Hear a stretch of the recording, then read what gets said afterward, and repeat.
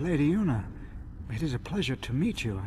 I heard your speech 2 years ago in the stadium, but seeing you this close, you look so much more... I mean, you are truly beautiful. That's very kind of you to say. The reason I've come here today is to talk to you about my grandson. He's joined the Youth League, you see.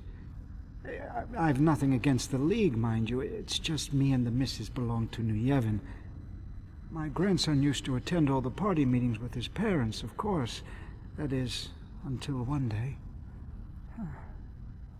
I'm sure being around people his own age can't be bad for the boy. Still, I am worried about him. I feel, how shall I say this? Like our grandchildren are moving too quickly. In the last 2 years, new groups have been springing up all over. Everyone wants to be part of a new age. Everyone wants to build a new age. Everyone wants to build a new Spira. And they're all racing to find their own way to do it. I only want what's best for him. But it troubles me when we agree on so little. People have different ideas, and sometimes they disagree on the right thing to do. Some people worry about what the new age will bring. Sometimes I worry too. I just have to tell myself that for now, I'm doing the right thing. I understand how you feel. But Testio, maybe you should try talking to your grandson first. He may walk a different path, but I'm sure he wants the same for Spira, as we all do.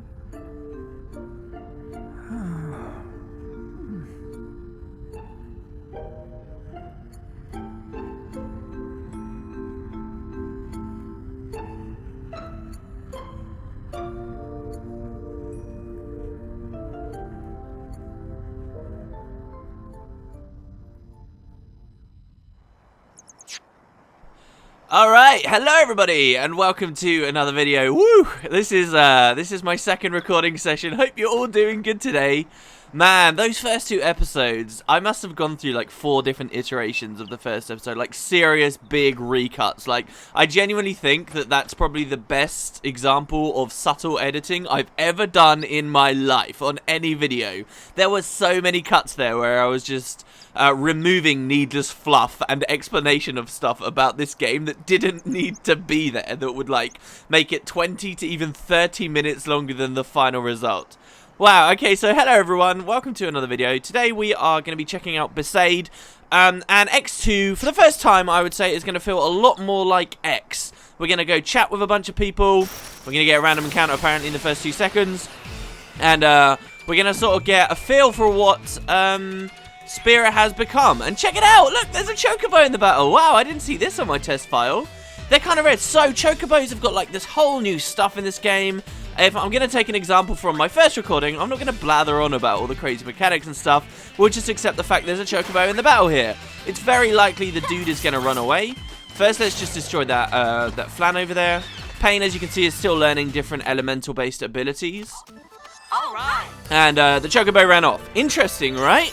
Chocobos appearing in battles have been a thing in Final Fantasy games. Oh, there's so much cool stuff to do with that, but that'll all come later. What I want to do quickly is go back to abilities for Pain. You remember I demonstrated this to you guys last episode, I think? Oh, there you go. So now she's trying to learn Armor Break. We could learn Thunderblade and be done with all the elemental attacks, but I kind of want to get Armor Break earlier since this is just such a useful ability. You remember from 10, if you were watching that, it's so strong there. It remains very strong here too, so we'll go for that. That's totally fine. Just to keep you guys updated with the dress spheres we've acquired, or the classes that we've acquired, we have the Gunner, which Yuna started with. We've got Warrior, which Pain started with. Thief, which Riku started with. Songstress was what LeBlanc stole from Yuna right at the start of the game when we took back in Luca. We still have no idea what was going on there. But Songstress was our first new one. Then we got Festivalist just as a freebie because we're playing the international version of the game. And last episode we went to the ruins of Gagazet and found kind of a rubbish sphere. It just showed some recording of Zanakin that the girls weren't very impressed by. I thought it was amazing, but they weren't very impressed by. And this actually unlocked Black Mage for us.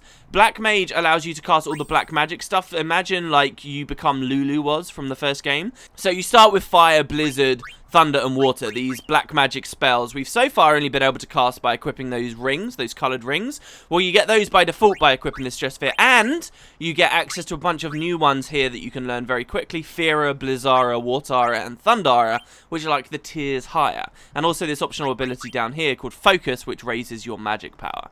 So yeah, kind of cool. I don't know if we'll equip anyone with that. I want to show you guys how garment grids work sometime today. But yeah, let's go into Besaid. Let's see what's going on. Don't forget, Waka, Lulu, they're living here. This episode started with another clip from Eternal Calm. Remember that I was talking about this bonus cutscene at the end of Final Fantasy X? You'll have noticed Yuna was wearing her old clothes. And yeah, she's returning to Besaid for the first time in about 2 years here. After she just ran away. This must be how a runaway feels after finally coming home. This is the first time I've returned to Besaid since my journey began. What I love about this shot here is it mimics exactly the first shot Tidus had when he first appeared in Besaid as well in the previous game.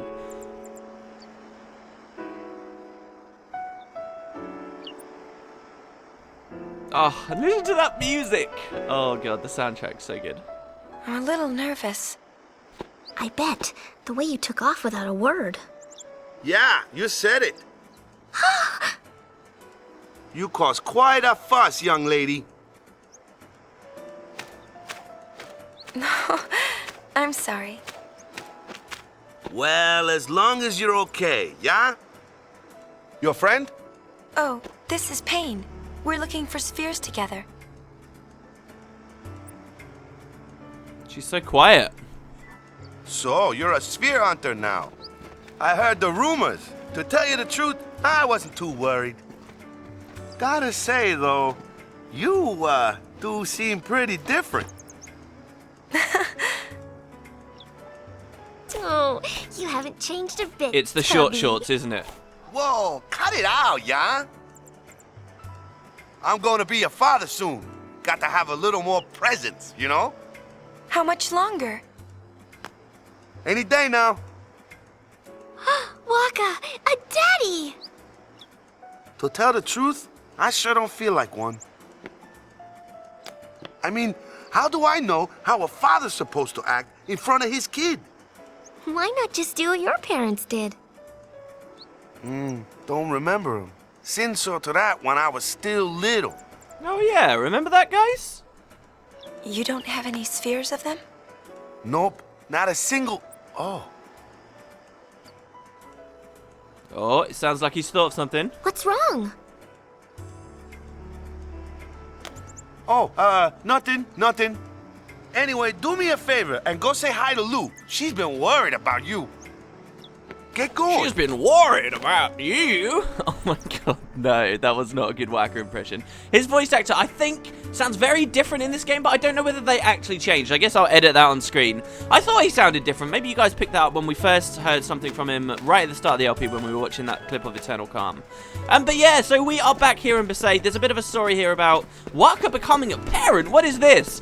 It's kind of a nice love story, I guess. It's weird to see him as just an NPC here wandering around. He says, maybe I should go check it out, but what if it's not really? What are you talking about? He seems to have something on his mind. Yeah, it's weird to just see him as an NPC wandering around. But yeah, there's this whole story now. He's become a parent. It's weird because in Final Fantasy X, we heard a story about how Lulu found the love of her life in a man named Chapu, and then he was killed early. And Waka's Chapu's brother? I don't know, doesn't that seem a bit weird to you guys? I mean, it's a nice love story, but there's just something that seems so odd to me about that.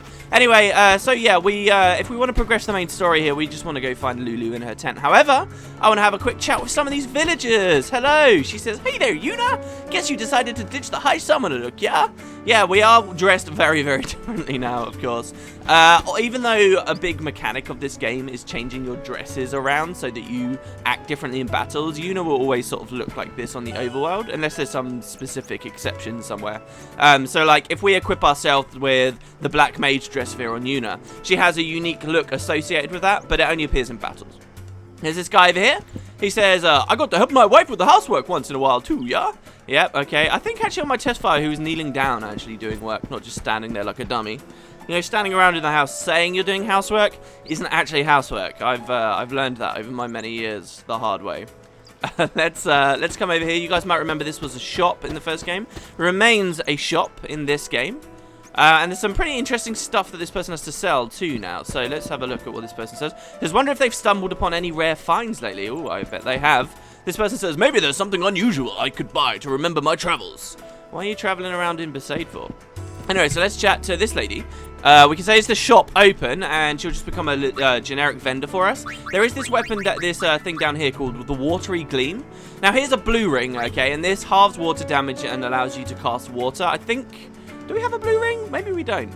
Anyway, it's not important. Basically, you've got the blue ring, which halves water damage, allows you to cast water. But this thing here as well called the Watery Gleam. And this adds water strike to your weapon. This is something you should have been familiar with from 10. It was very common back there. We're actually going to grab 3 of the... Oh, wow, we can't afford 3. Let's just buy 1 then. Fine. Because that'll be useful in a later boss fight when we fight a boss who's weak to elemental damage. So you can equip that and then start hammering with powerful attacks and, you know, get that bonus damage. But here's something else as well. You can say, are there any rare finds?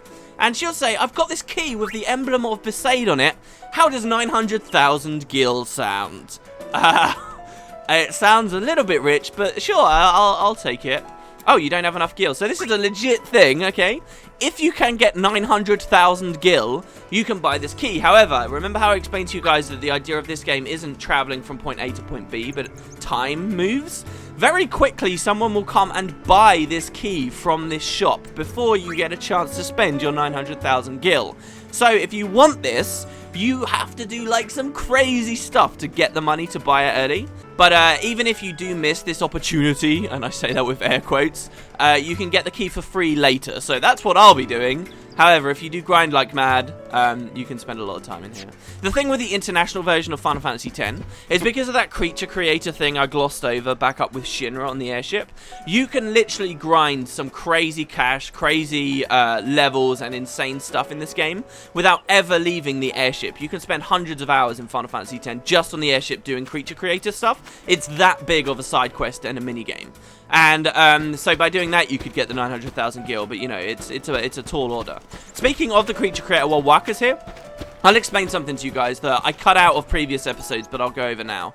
Here we have a new thing I'd like to talk to you about on the triangle menu called Party Members here, right? If we press X on this, you'll see that it says Yuna, Riku, and Pain. These are our 3 party members.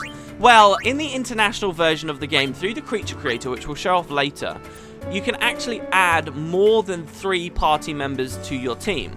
See, one thing that always upset me about the original release of this game was that you only ever had Yuna, Riku, and Pain with you. And though there's tons of classes, 19 different classes, something didn't sit right with me about that. I liked that in Final Fantasy games you go around, explore the world, and find more people to join your group. Well, in International, that comes back. You can add tons more party members to your team, including pretty much every single character from original Final Fantasy X, except Waka. So I could get Lulu back on my team. In Final Fantasy X-2, I could get Lulu, who we're going to speak to in a second. She can come back as a black mage for us. But Waka, for whatever reason, you can never get him back on your team. He's the only old character that won't come back. So that's kind of sad, but an interesting bit of trivia nonetheless, which I thought I'd mention to you guys while we were here and kind of explain a little bit of the depth of the creature creator. Anyway, here's this destroyed house. There's no chest here, sadly, right now. Right at the end of the game, however, a chest will appear here with a really cool item called a black lore in it, which we'll get to later. This is the Crusaders' hut. We're going to see some old friendly faces in here.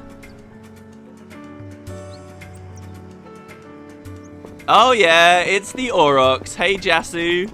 He says, oh, well, look who's here. Just hope you decide to stick around for a bit. Oh, amazing. How's it going, dude? So he doesn't have any extra dialogue. Over here, this guy said, Letty says, all the Crusaders have gone to the mainland to join the Youth League. The Youth League? Yeah, what would the Crusaders be doing now that Sin is gone? He says, the Aurochs? We're just killing time until the Blitz season starts up, yeah? Interesting. There's this whole thing with Blitzball 2, which we'll get to. So yeah, Letty's there. The Crusaders are gone. This is interesting. Youth League? What's he talking about? Here's a guy, Datto. Hey, it's Yuna. Long time no see. Besaid's the same as always. Everyone's just taking it easy. They set up this idea that while Yuna was living here after the events of 10, but before she ran away, Besaid became really busy because everyone was coming to find the High Summoner. But when she left, things cooled down here again. So over here we got Botta. I'm saving every last drop of stamina for Blitz this year. But all this stamina is kind of making me sleepy. Dude, guys, I've been so like weird with my sleep schedule lately. I can't sleep more than like 5 hours, but I sleep really regularly. I don't know. It's kind of weird. Here's Keeper. He says, "Oh, Yuna, how could you leave without telling any of us? We've all been so worried, but you look like you're having fun, so I guess it's okay with me." Yeah, well, I'm an adult now, right? I'm 19. I'm free to do whatever the hell I want. I can go explore the world. I've probably seen more in my lifetime than you ever did. Sure, you were on the adventure for a little while in the previous game, but you left. You stayed behind when we got to Luca. We went on and we saw some shit, man. Okay, here's a couple of other people. I guess we already chatted with her. Welcome home, Lady Yuna. I'm glad to see you're alright. So you're a sphere hunter now. That sounds so exciting. Oh, it absolutely is. We fly around on an airship and all sorts of stuff. Here's this hut over here. We'll check out the temple. Oh, we should probably do that first, actually. Okay, hold on. So these guys say, "Welcome home, Yuna." You've been busy traveling all around Spira. Things have quietened down since people stopped coming to pay you homage. Interesting. So there's some really cool stuff going on in the temple. You guys, to recap anyone who didn't maybe see the first game or might have forgotten, right at the end of the previous game, these temples lost their magic. They were originally giving people summons, but the faiths, like the spirits that held the power within them, they left. So what are the temples even used for now? A lot of Spira does fall into disarray if you think about it. As soon as Sin's gone, it's kind of like, what is all this infrastructure for? And so we get a small glimpse of it here, but maybe not a very telling one. So we'll come over.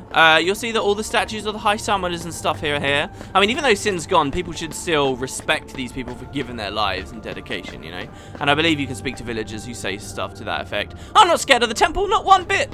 Oh, it's kind of like a scary place here. Imagine when this place becomes derelict. It becomes like a haunted place on top of the hill. My, you seem to be doing well. Perhaps leaving the island was good for you, dear. Oh, thank you. Old people usually, they're not so open-minded. Anyway, let's try and just immediately go up and see what's going on in the Cloister of Trials. This guy says, the Cloister of Trials is off limits. Surely my Lady High Summoner knows this. Oh, wow. So, wait, who do you work for? What? Why are you blocking me off? All the maesters are dead. What's going on? Interesting. So, maybe we'll learn that shortly. The side rooms do have some interesting stuff, though. Besaid, let me tell you guys, because we can jump and climb around now, you're going to see some awesome stuff here at Besaid. That's just so I don't know why, but it excites me so much. Here's this lady. She says, "Lady Yuna, I don't suppose you've been to the cave by the ruins." Whoa. Yeah, sure. Oh, is that right? You're a poor liar, child. Oh, no, I'm not lying. Okay, say not yet. Stop by after you've seen the cave. I'll tell you something quite Wait, so there's a cave on Besaid? Do you guys remember a cave being on Besaid? Well, if you watched Final Fantasy X, you might remember me saying a location of a cave that would only appear in the sequel. Interesting. So we'll try and check that out. And over here is something perhaps even cooler. We will find a lady who says, they say that only a key etched with the emblem of Besaid can open this chest. Ah, so here's a locked chest. Well, perhaps if we get a Besaid key, we can open this. The emblem of Besaid is engraved below on the keyhole.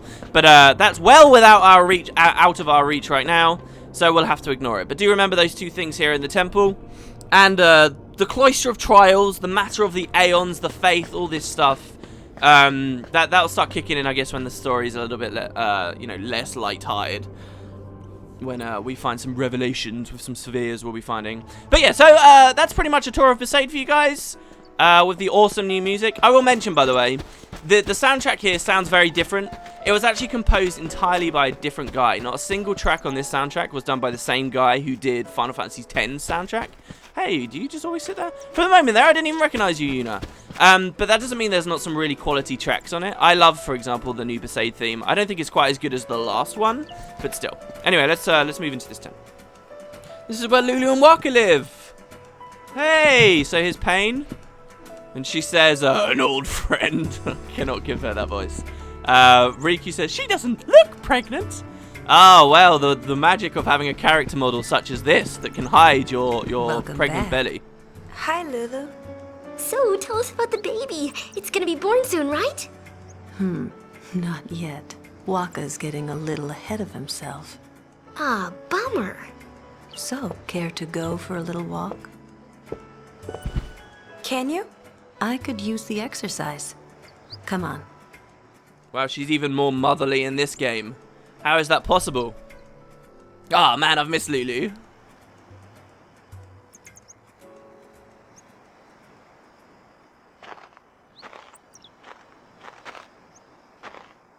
So, what's so important that you'd run off without telling us? Yeah, what happened? This. The sphere. Waka told me about it.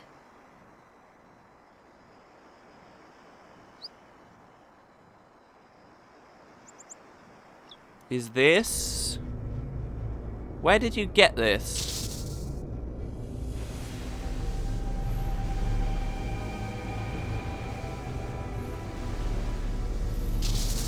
Kimari said he found it on Mount Gagazet.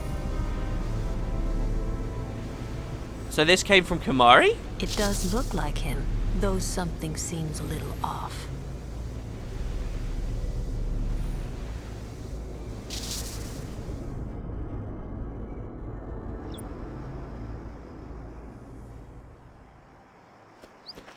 Have you found anything? Nothing. But there's still a lot of places we haven't looked yet. Must be fun, being free to go where you please. It is fun. I never expected a journey quite like this.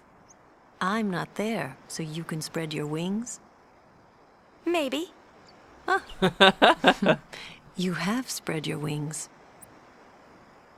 Well, good luck. But, Yuna, never forget who you are. You're the High Summoner that defeated Sin. There are those who would use that, Yuna. I'll be all right. I won't let myself be used anymore. Not by anyone. Ooh. It kicked. Really? I want to feel. Man, you can kind of tell, you definitely can tell how Yuna's changed here. A lot of people sort of disagree with the character development that happened, and I couldn't disagree with those people anymore. You know, the whole first game, she was really timid and passive, and she was trying, and she was... Since you've come all this way, why not stay the night? And she was trying and demonstrating strength in many ways in the first game, but, you know, she would never really had the freedom to make her own decisions and stuff. And here we see her being stronger, and a lot of people don't like that direction for the character. It's like they just want her to be this timid, you know, passive woman this entire time, and that's just not on. Anyway, so Lulu will walk back into her hut. She says, I hope you'll relax a bit before you take off again. Sure. Waka, of course, is still wandering around. He says, maybe I should go check it out, but what if it's not really? He's still saying the same thing. What are you talking about, Waka? So yeah, we're just going to go and have a snooze with Lulu. And, wow, that sounded kind of weird. I wonder where the other girls sleep. Really, I thought we'd be sleeping in the Crusaders Lodge when I did this on my test file, but no, apparently there's room for all of us in this hut. You staying the night? Yeah, I'd love to, just like old times. When it was all awkward and stuff, and we didn't know anyone at all.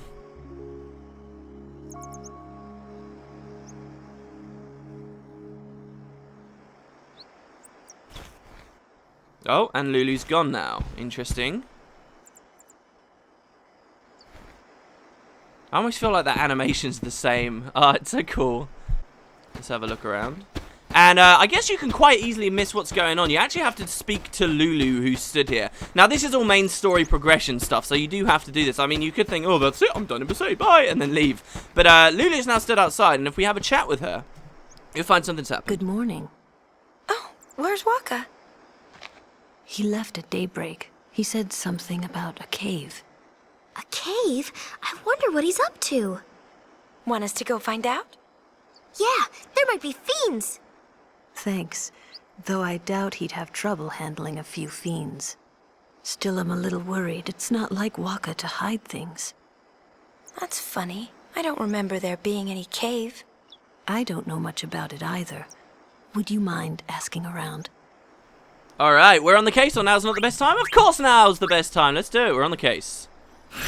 So your mission begins. I love the little suggestion there that obviously Waka's like this badass friggin' fiend hunter now, which from the state of one of my save files from the previous game, you'd hope he would be. Yuna, of course, has reverted mechanically to being kind of a weak character, but I love that the Waka's just, like, strong enough to strut around and go anywhere he likes. So, where's Waka? This is the mission we're now on.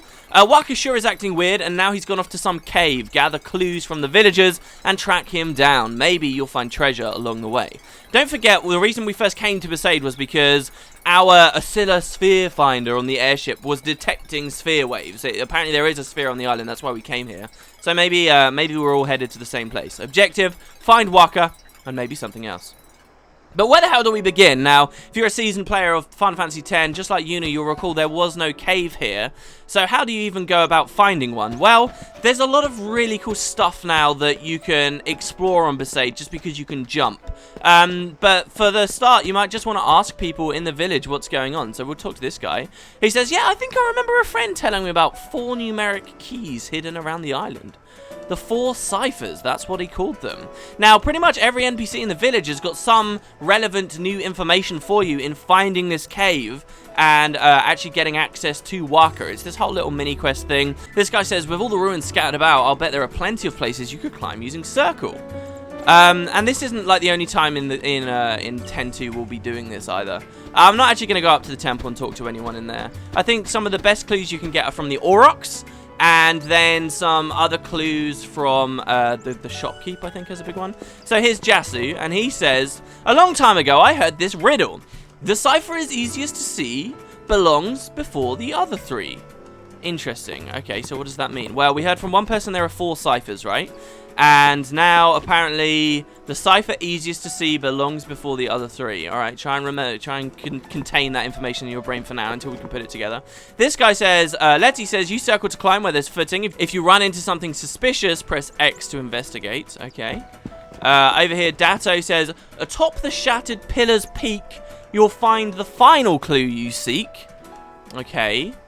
Over here, Botta says, yummy cookies. No, thank you. That's actually not relevant.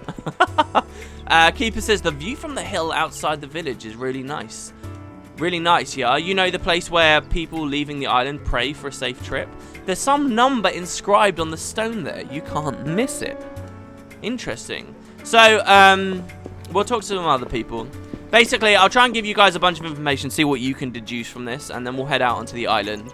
And I'm bursting to tell you the answer to all of this, and then I'll tell you. But it sounds like we should at least go to that thing that people pray at on the statue, right? Some number on it.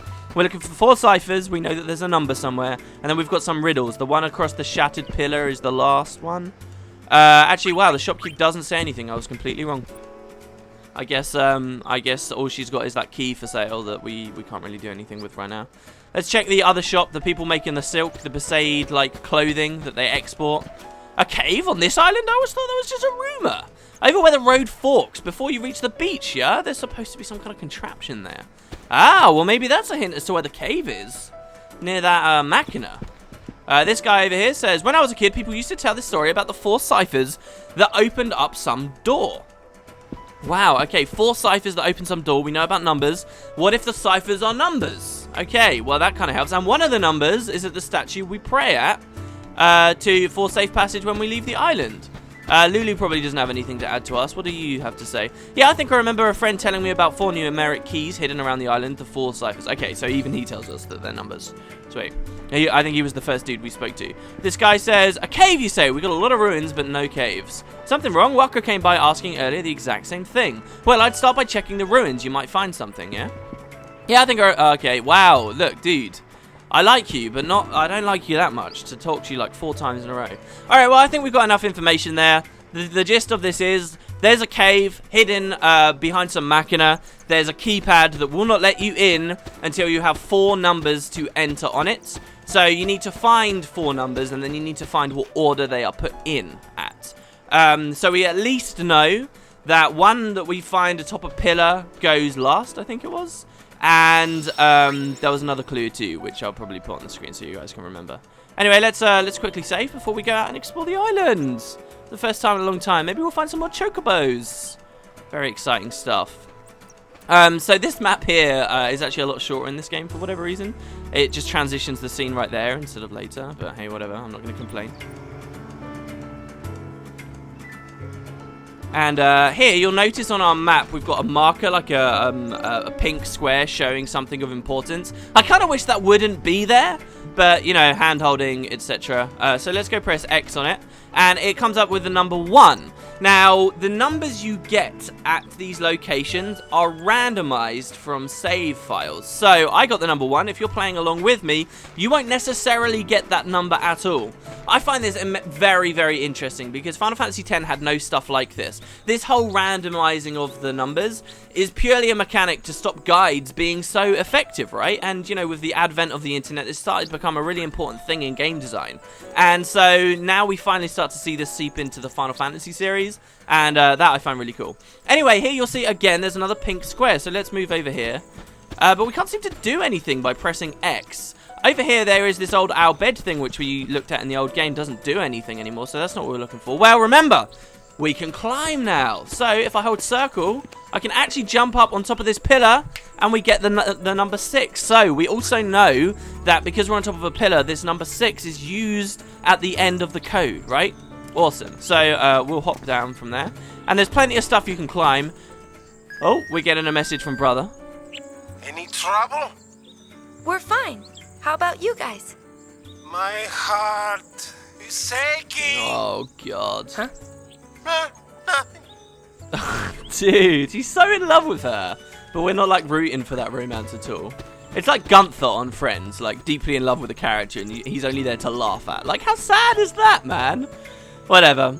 Something really cool about the fact we can climb now means previous airship destinations, like you had a whole destination on the airship list just to get to places, now you can just climb around because Yuna is more adept at traversing the environment than Tidus ever was. So for example, you guys might remember there was a place under this bridge on the previous game. Well look, we can just hop along and we'll get there. This entire time we've been wandering around, we could have been having random encounters, by the way, but we haven't been because the encounter rate is just that much lower. Which is really awesome. Anyway, we've got ambush. We'll kill that dingo. There you go. And so we're fighting a water fan. These guys are more resistant to physical attacks. So there are various things you can do. Riku still hasn't got anything, but she does have fire. Now he's going to be resistant to fire because he's water. So we'll just attack with her. Yuna still only has pot shot, which is just a more powerful version of attack. But Pain, of course, she does have... wow, she doesn't have it. Jesus. I guess the one ability we never taught her was the lightning attack. Fine, so we'll just attack with her. Wow. I was going to go into this whole thing about, hey, these are the weaknesses of enemies. And I didn't even have any abilities to use. Brilliant. You know, she gets spammed with a lot of potions in this game, so you don't really have to worry. We actually have no way of healing ourselves, like outside of battles, except for potions. So, like, they're really important right now. Here we get 2 chocobo wings.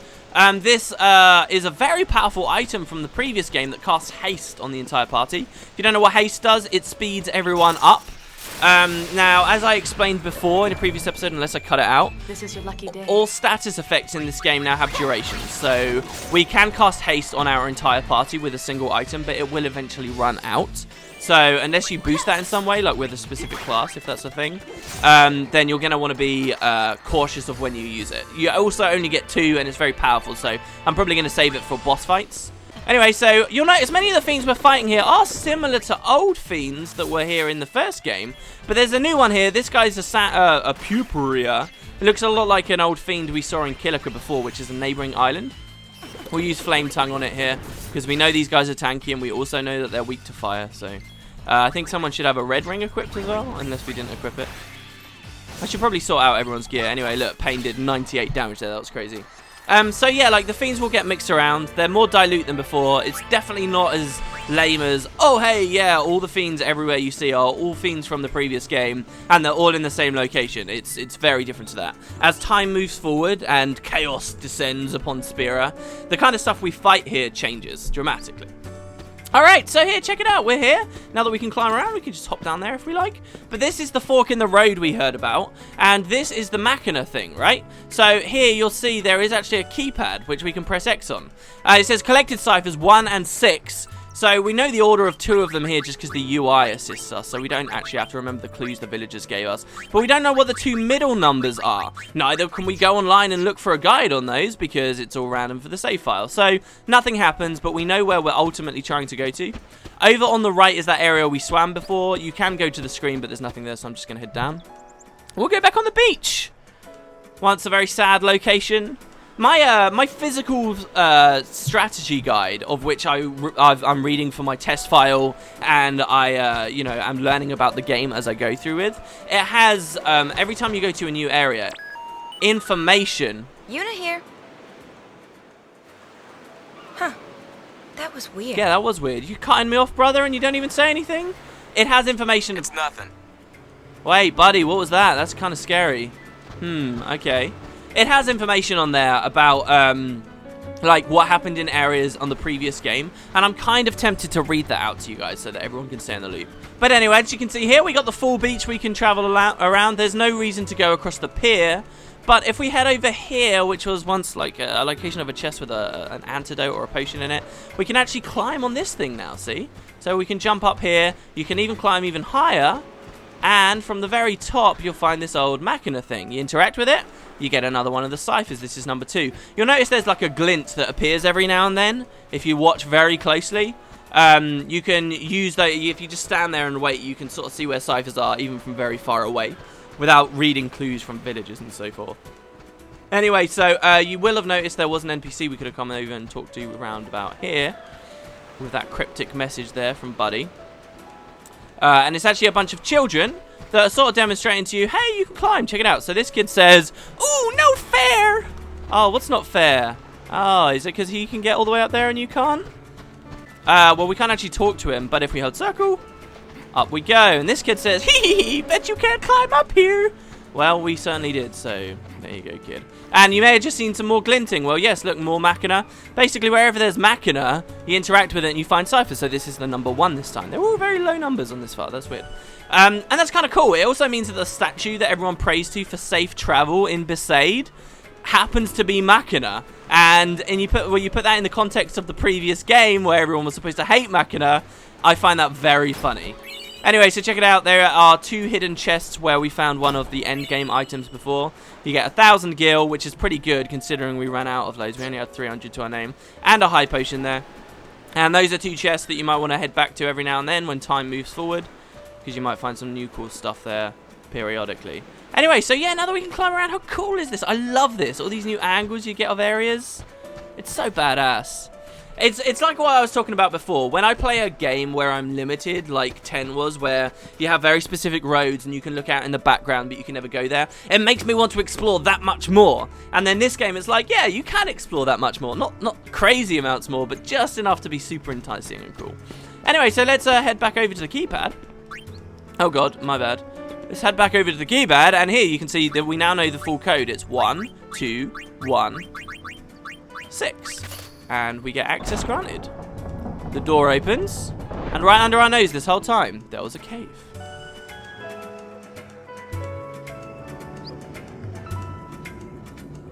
And here's Waka! Hey, dude! What's going on, man? Something wrong? We came to check on you. Is there something in this cave? Yeah, something like that. Who knows, maybe it's not here, yeah? But I thought, what if? Maybe it's for real. Then again, maybe it never was. Been so long, I'm not sure anymore. So, you're saying there's something that might be here and you want to know for sure, right? Right, but you see, I want to know, and then I sort of don't want to know. Oh, man. Make up your mind. What is this thing anyway? Well, see, I heard there was this old sphere. A sphere? Of what? A sphere of, you know. What does it matter? Hey, whoa! We're sphere hunters, remember? It's as good as ours. All right, go Wings. Time for business. I thought it was already time for business. The goings, huh? Oh man, and then he just sits back here. Like, this was the kind of thing that used to really irritate me. I'd be like, come on, join my party! I was just a dumb kid. I didn't care that mechanically the game was sound and I had all the variety in battles I could ever need because of all these frigging crazy amounts of dress spheres. I didn't care about that. I just wanted other people in the team, and I thought this was a perfect opportunity for Waka to come with us. And he just sits there. And it's just kind of sad to see him sitting back, you know, when he's this powerful, cool guy. He says, I might not even be here, yeah? I suppose one thing you could look at is the fact that in the previous game, Waka was a good guy and he would always fight by our side, but if there were any characters in the party, wasn't it Waka that was the most flimsy and likely to leave? You know, like when the Unalesca stuff happened, it was like a question of, is Waka gonna stay? If we had armor break there, we could armor break the helmet there. If we had lightning strike, we could have killed the Sahagin much quicker. But yeah, we'll just sort of spam our way through these guys now. But yeah, so, and I guess he's just not keen on fighting and killing stuff and putting himself in danger. But he's happy to sit there. If anything approaches him, I'm sure he'll just slash it up. But yeah, we got a cave. I almost forgot to demonstrate something to you guys. There's actually a branch in the road straight away here. Now, over here on the right, you'll see there is actually a button on the wall. We get another fight accidentally right here. You're going down. That's the spirit. Yuna just learned a new ability there called Cheap Shot. Duck what? I think what Cheap Shot does is it does damage and ignores enemies' armor. We'll have a look in a second. But here, by interacting with this, it says enter the 4 ciphers. What? So what was it? It was 1, 2, 1, 6? I clicked 5. Anyway, it's not the same as the cipher on the outside. It just says nothing happens. So there is more to this cave. We just can't go down there. We don't know the cipher thing. So just remember that that exists. However, over here, if you, and basically through that area of the cave, you can explore even more crazy places in Besaid. This is brother. You alright, Yuna? Yes, sir. Just ignore him. Please do. That's starting to get a bit annoying. I think the game would be much smoother if whenever he like phoned in to talk to you, it didn't do it in cutscenes. It was just voiceover as you were walking around. That would have been like perfect. But they don't do it in that way at all. So anyway, yeah, Yuna learned this new ability. Let's check it out. It's actually really relevant for fighting these enemies here too. I literally just think it has piercing. So we'll go to gunplay, and here you can see pot shot. Deal damage to one enemy regardless of its defense. And there you see she did 22 damage instead of the poorer hit that Riku managed to do. Pain, of course, as a warrior is just sort of smashing face anyway. A lot of people recommend, like, if you're going to play this game really fast, you just put everyone on warrior and you just spam auto attacks until everything's dead every time. But here we get 2 potions in this chest. Just a small little branch you can check out if you want to. Bunch more Sahagins here. I could do some class changing. Do you guys want to learn a little bit about how garment grids work? I kind of want to explain it because then that will make a lot more things make sense. So, yeah, I'm going to do it. One thing that kind of annoys me about garment grids is it doesn't put the battle onto wait mode. It stays on active, so I'm going to keep getting attacked while trying to make my decision here. So right now we are controlling Riku, okay? And Riku, since the start of this series, has always been a thief. As a thief, she has 2 accessories she can equip, remember? But she also has a garment grid equipped. She has this garment grid here called First Steps. You'll see it says up there, G-Grid, First Steps. This is the one you start the game with. It doesn't give you any buffs or anything for having it equipped. But within the First Steps garment grid, you can slot dress spheres or classes. So she's a thief, right? And she's represented as a thief by this little chest icon down here on the bottom right. Now, she can change to any other class she likes that's connected to this thief dress sphere.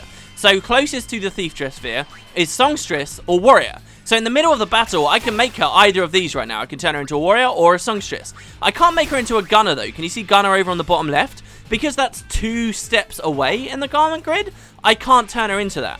So, while you can swap classes in battles, you can't necessarily swap to anything you like. You can only swap to the classes you have slotted into your garment grid, and at that, only ones that are close to you. So let's turn her, say, into a warrior, just to demonstrate everything I've been talking about.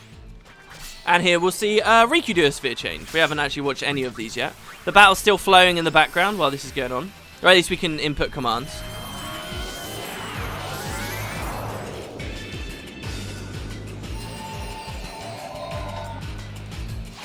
And here you'll see Riku is now a warrior. And her outfit looks a lot more similar to when we first met her in Final Fantasy X. You see that? She looks a lot more like Albedi.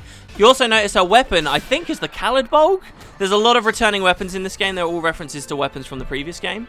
But yeah, so something interesting to point out is not only does every girl have like a unique look depending on the class she is, that look is also different to other people. So Riku's outfit as a warrior looks different to Payne's outfit as a warrior, looks different to Yuna's outfit as a warrior. And then they have a different outfit for Black Mage and White Mage and so on. Like, so there is tons and tons of different ways your characters will look, weapons they have equipped, and so forth. And that's basically how garment grids work. Let's keep pushing up now. And see if we can find the sphere. There's more to garment grids, a lot more to garment grids, but I'll slowly feed that to you guys as we go forward. So here now, the other thing to remember though is, yes, Riku's now a warrior, but she's not an experienced warrior. She's only just started as a warrior. So if we tell Riku to use swordplay, see, look, she only has power break. She doesn't have all this other stuff that Payne's been learning. Riku also isn't exactly identical to Payne, even though she is a warrior right now. Riku's base stats and the rate at which she levels at and all that kind of stuff is also totally unique to her. So you'll notice both Riku and Payne are warriors there, but Riku's getting a turn quicker than Payne because she is naturally a faster character. So some girls are more disposed to some dress spheres than others, but overall it's a very free system and those minor changes don't mean too much. Anyway, we're going to hop along these and we're going to save our game. Main reason I'm doing this is because I want to restore my health and MP. I also kind of don't want to go into this next encounter with Riku as a warrior. So you can change classes outside of Battle 2, and you do this by selecting, just going to the Equip menu. We'll go to Riku, and here, so check it out, she's got 2 accessories. She's also got the first step garment grid equipped with the warrior dress sphere currently selected. So now that we're out of battle, we can choose any one we want. We're going to go back to Thief there.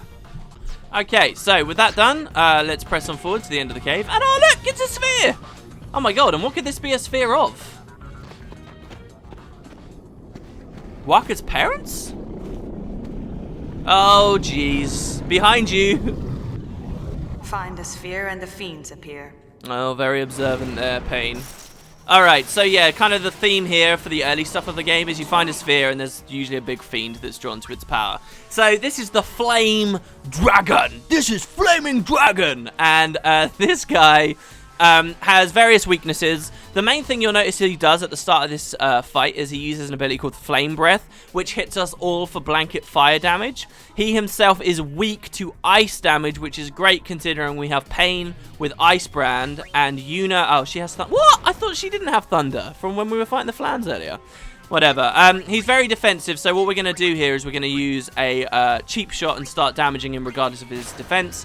Yuna will probably run out of MP very quickly, but we can deal with that. So we're going to cast Ice Brand here, and we're probably going to... Is that... Okay, yeah, and we don't have a white ring equipped. That's kind of silly. We should also steal, as he's a boss. We're unlikely to get another opportunity early for these items. Wow, that was only a high potion? Okay, sure.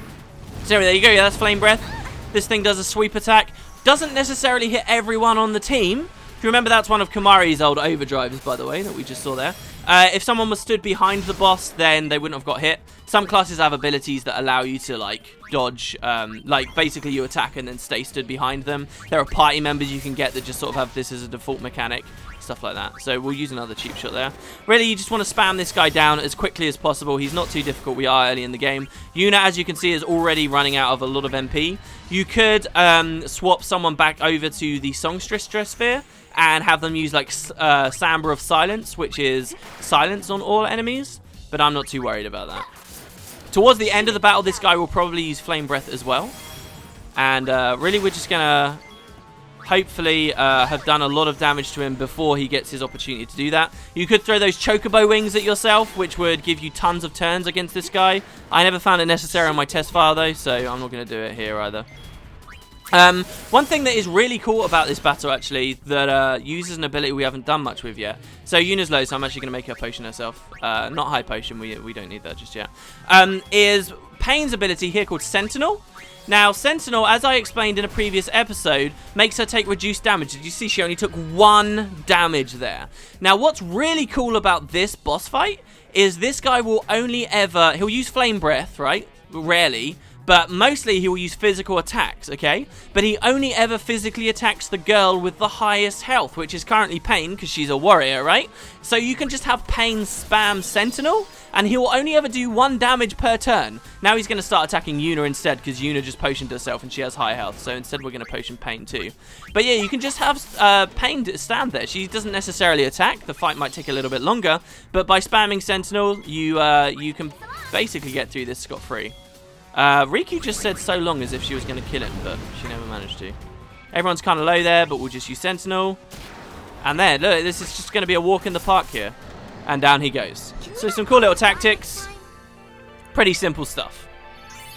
Oh, and we got the red ring from him. Okay, I swear we got one earlier as well from Gagazet. Anyway, as a fire enemy, drops a red ring, makes sense. We're now level 6 too.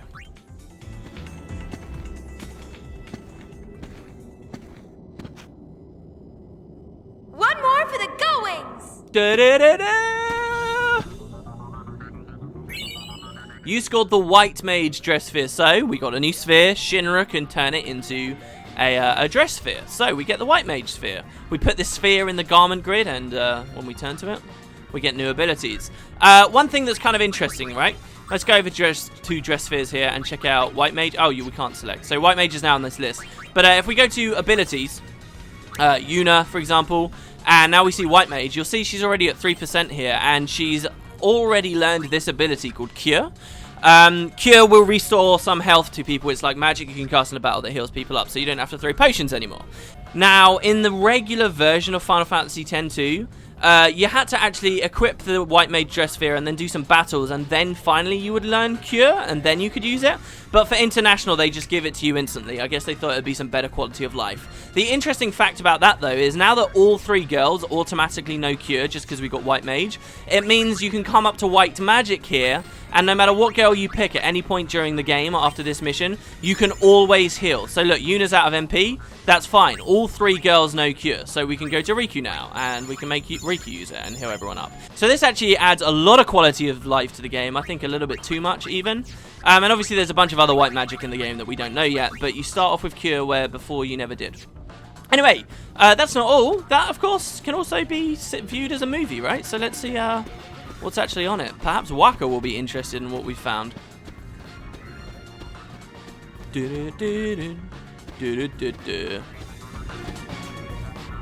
Find anything?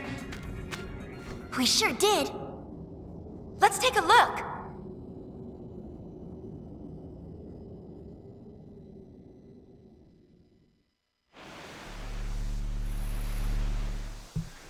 Oh, are we about to see his parents? Oh, what is that? That looks like there's something on a ledge up there, and a chest. And oh, we opened that one underneath. Interesting. So there was nothing on it at all. Really? You scored the key item Besaid sphere. This it? Nah, afraid not.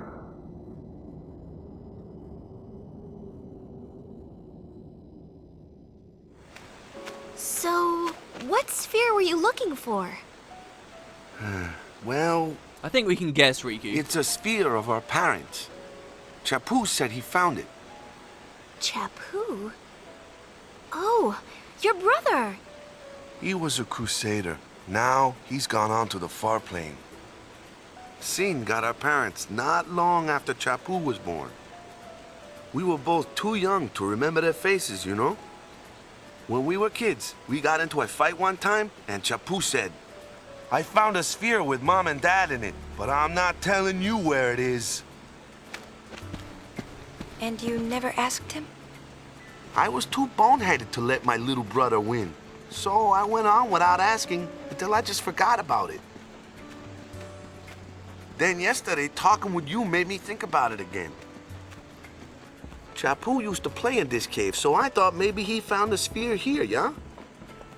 But when I came to look, I got to thinking. About what? See, I got this picture of my parents in my head, yeah? Like strong and kind. Whenever things got tough, those are the parents I imagined. But their real faces might be totally different, yeah? I think about that, and I'm not so sure I really want to know. I was sitting there trying to figure out what to do, and then you guys showed up. Oh, that's our Waka. What do you mean by The that? sphere might still be somewhere on the island. Should we look for it? Nah, that's all right. I'm through worrying about that stuff. What's past is past, yeah? Can't let it get to me. I'm going to be a father soon. Gotta pull it together. That's right, Dad. Huh. But, just how am I supposed to pull it together? Sure wish I had something to go by, you know? Don't sigh. Come on, he's... You read me? You guys about finished down there? Oh, hey, Brother's buddy. starting to get on my nerves. Yeah, we'll be back soon. Yeah! Alright. Oh my god. Those guys just up in the airship. For what it's worth, if you play the international stuff, which I'll be showing off reasonably shortly, you can actually get Brother to come down off of the airship with you and be a member of your party pretty much instantly in this game, which is kind of cool. Anyway, you scored the Protection Halo garment grids. So we get a new one of those. And yeah, so that's kind of an interesting story there with Waka. I like it because every first-time parent, I would presume at least, really has no idea what the hell they're doing. And Waka's situation is just even more exaggerated than that, you know.